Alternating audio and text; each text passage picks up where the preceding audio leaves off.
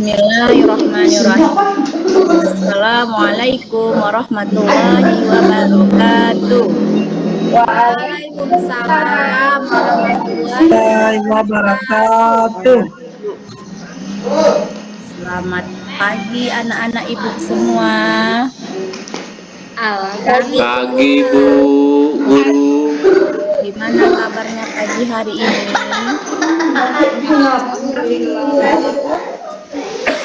Sehat ya, semoga semua kita sehat walafiat.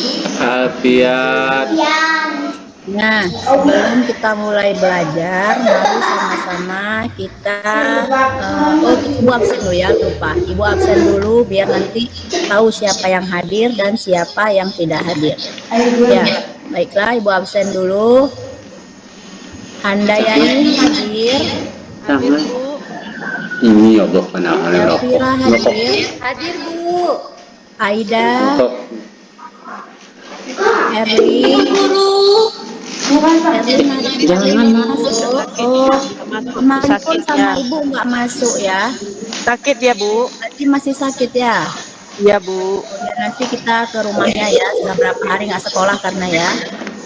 Kemudian Firman hadir Bu. Kemudian Handayani hadir ya? Bu, udah 2 kali tadi Bu. Oh iya, 2 nih namanya Handayani, 2 nih berarti murid kita nih Handayani namanya. 1 Handayani lagi nama, 1 Handayani B ya. Ya baiklah, kayaknya udah cuma Erwin hadir. Sekarang sebelum kita masuk ke pelajarannya, kita berdoa dulu biar apa yang disampaikan nanti dari awal sampai akhir dapat berkah ilmu berkah. Ya, kita baca doa belajar dulu, ucapkan Bismillahirrahmanirrahim.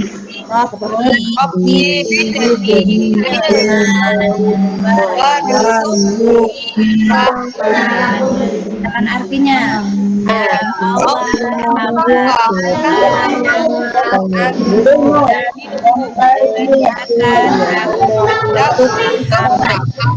Amin ya rabbal alamin.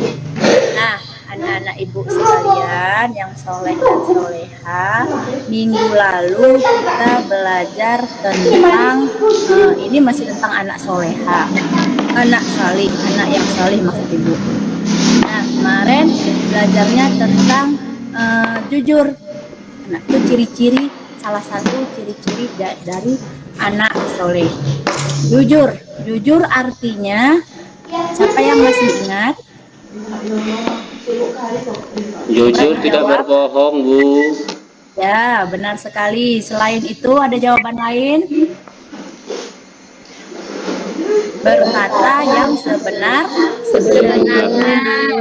Nah, jadi untuk ciri yang kedua itu kita bahas tentang hormat dan patuh kepada orang tua dan guru.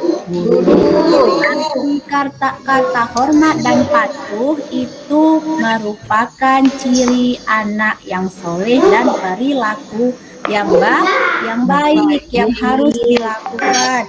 Baik dengan di sini kita belajar dengan orang tua, dengan guru. Selain kepada orang tua, dengan guru, kepada siapapun kita wajib hormat dan patuh. Bagaimana cara hormat dan patuh kepada orang tua? Kepada Handayani. Ibu. Ya, bagaimana cara kamu hormat dan patuh kepada orang tua? Apa yang disuruh orang tua harus dikerjakan Bu. Oh iya, benar sekali. Dan kalau hormat dan patuh kepada guru seperti apa itu Aida? Kemana Aida? Permisi tadi belum masuk ya? Belum Bu. Oh, coba jawab yang bisa jawab seperti apa hormat dan patuh kepada guru.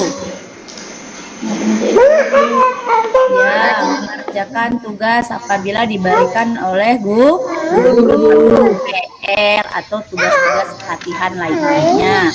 Nah, ini ada beberapa contoh dari hormat dan patuh kepada guru dan orang tua dan guru. Nah, ini ada gambarnya. Nampak anak? Nah, ini adalah contoh hormat dan patuh kepada orang tua. Nah, saling bersalaman. Nah, lebih-lebih apabila punya kesalahan, baik itu kecil maupun besar, kita sebaiknya meminta maaf. Ini contoh dari hormat dan patuh kepada orang tua.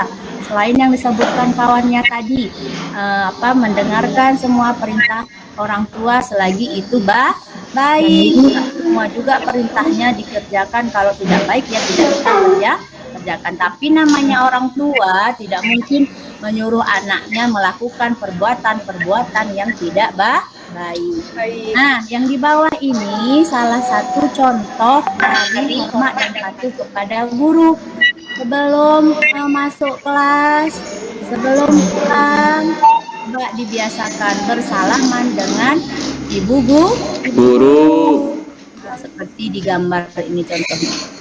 Nah, selanjutnya, ayah dan ibu telah berjasa mengasuh dan memelihara kita. Kita harus patuh kepada mereka berdua. Hormat dan patuh kepada orang tua adalah perintah siapa? Perintah Allah Ta'ala. Karena Allah juga sudah berfirman dalam Quran surat Luqman. Di sini Ibu hanya membuat artinya. Coba tolong dibacakan Herlinda arti dari Quran surat Al-Luqman. Dan kami perintahkan kepada manusia agar berbuat baik kepada orang tua. Ibunya telah mengandungnya dalam keadaan lemah yang bertambah-tambah dan menyakitinya dalam usia 2 tahun.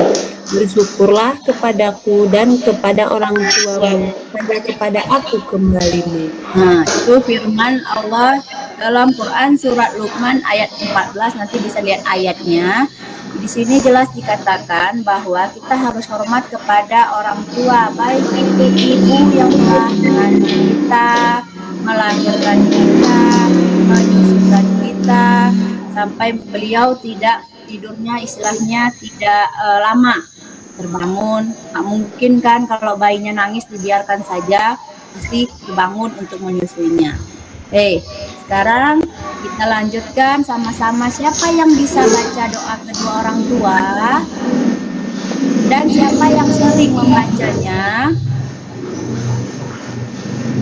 Doa kedua orang tua. Kita baca bersama-sama aja ya. Iya, Bu. Ya, Bismillahirrahmanirrahim. Allahumma ghfirli dhunubi wa da'iyya rabbayani saghira. Artinya, ya Allah,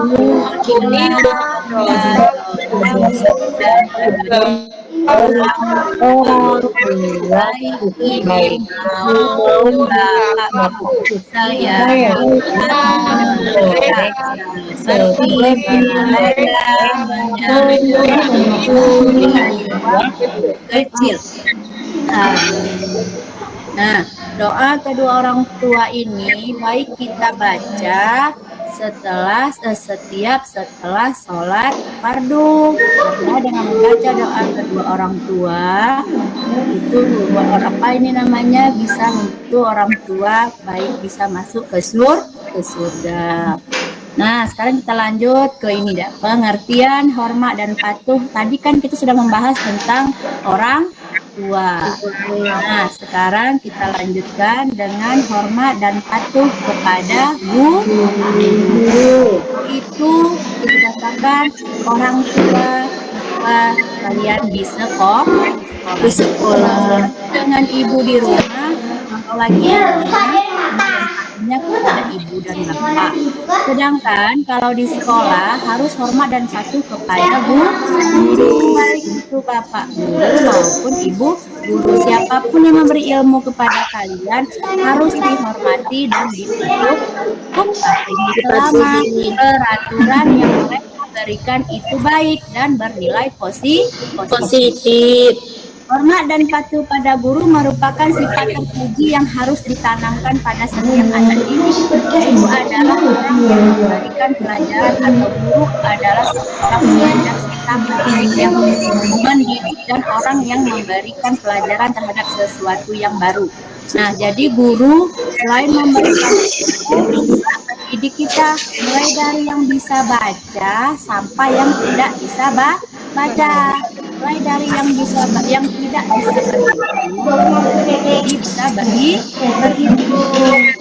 Itulah pengertian dari guru dan kita harus hormat dan patuh kepada guru karena ilmu yang diberikan guru itu gratis atau dibayar. Gratis, Bu. Nah, justru gratis dimanfaatkan, ilmunya tidak minta dibayar. Seandainya ilmu yang dia berikan minta dibayar, berapa harus kita keluarkan uang untuk membayar ilmu guru tersebut.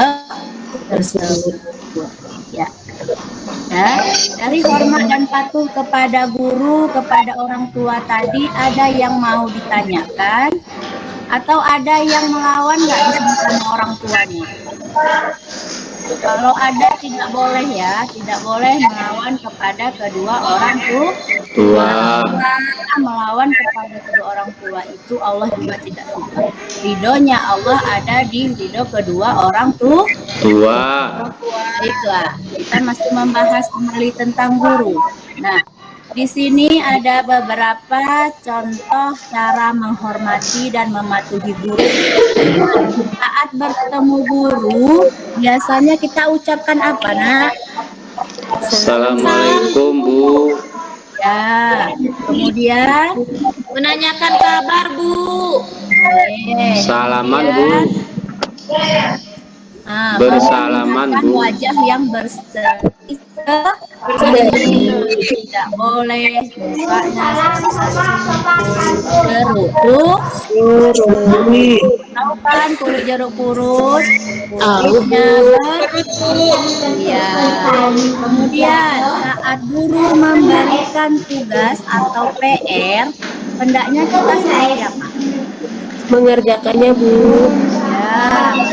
Ya, mengerjakannya udah pasti tepat waktu. Apabila guru bilang tugas dikerjakan harus besok dikumpul, nggak boleh alasan lupa, Bu, atau ketinggalan, Bu. Yang lebih parah itu alasan dirobek adik. Kalau bukunya ditaruh di tempat yang lebih tinggi biar jangan dirobek sama adiknya. Kemudian tidak boleh bermalas-malas dan mengeluh. Kemarin Bu kasih tugas, Aida bilang banyak kali lah, Bu, padahal tugasnya cuma 5, kata dia banyak. Tidak boleh mengeluh. Kemudian saat guru menasehati, setidaknya kita seperti apa? Mendengarkan saja, mengabaikan saja, atau kita mendengarkan? Mendengarkan, Bu. Ya, mendengarkan dengan tulus, dengan ikhlas. Jangan dia di mulut, di hati. Jangan pukul kawannya. Ya, Bu, di depan gurunya. Di belakang sudah berantem. Tidak boleh. Kemudian saat berbicara dengan guru, kita seperti apa seharusnya? Lembut, Bu, sopan. Ya, kemudian Suara tidak terlalu keras, Bu. ya, kemudian Tidak memotong pembicaraannya.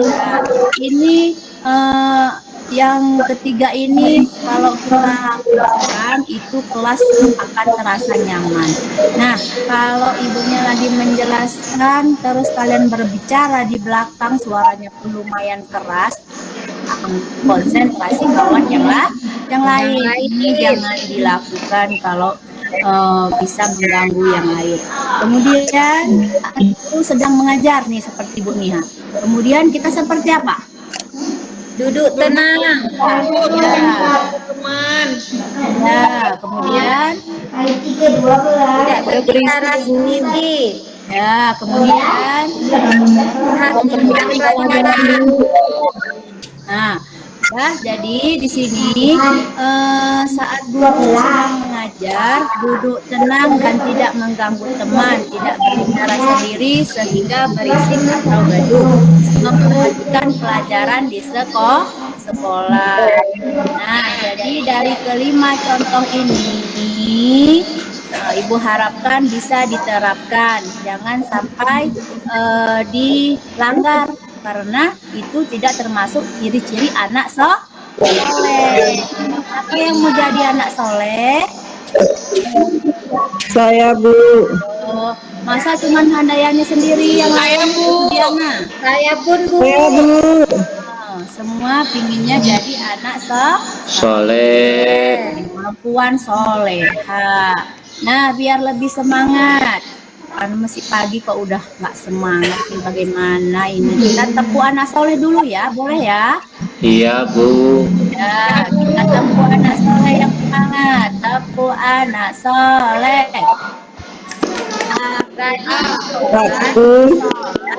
Anak soleh, sholat, Orang tua, mengaji, hormati orang tua, kita Islam dihormati, sampai mati. Muhammad Rasulullah Islam. Ya. Tuh, tepuk anak soleh. Nah, sekarang Ibu mau kasih latihan. Udah tepuk anak soleh, udah semangat. Biar kerjakan tugasnya juga semangat. Kerjakan di buku masing-masing aja, di buku tugasnya ya. Jangan di buku catatan, kalau bukunya dicampur-campur, dengar. Coba tolong jangan jalan-jalan, dengarkan dulu ibunya, nanti tanya lagi nggak mengerti, Bu. Yang mana, Bu? Bukunya tuh dibuka yang betul. Nah, nih ada 3 pertanyaan. Bagaimana contoh perilaku hormat dan patuh kepada orang tua? Yang kedua, berikan contoh cara menghormati guru di sekolah. Yang ketiga, apabila ada teman kamu yang tidak mau mengerjakan tugas dari guru, bagaimana tanggapanmu? Nah, ini 3 pertanyaan, dijawab sekarang. Ibu kasih waktu 10 menit. Silakan kerjakan. Baik, Bu. Pribadi ya, tidak boleh kerja kelompok. Yang udah siap boleh dikumpulkan ke depan ya. Belum, Bu. Jangan dibuat nama bukunya yang nggak ada nama, nggak Ibu kasih nilai, karena Ibu kan nggak tahu itu, kadang nggak ada orangnya pun. Ya, Bu.